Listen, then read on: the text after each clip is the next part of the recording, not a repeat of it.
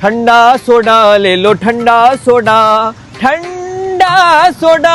भैया 2 सोडे लगा दो। भैया कौन सा फ्लेवर? भैया मेरा लेमन मिंट। और तुम्हारा? भैया कल तुमने मुझे एक फ्लेवर पिलाया था, वही दे दो। वही दे दूं या वैसा ही दे दूं? वही हो वैसा ही हो, एक ही बात है ना। नहीं नहीं, बात अलग अलग है। तुम बताओ वही चाहिए या वैसा ही चाहिए? भैया वही चाहिए। ओके।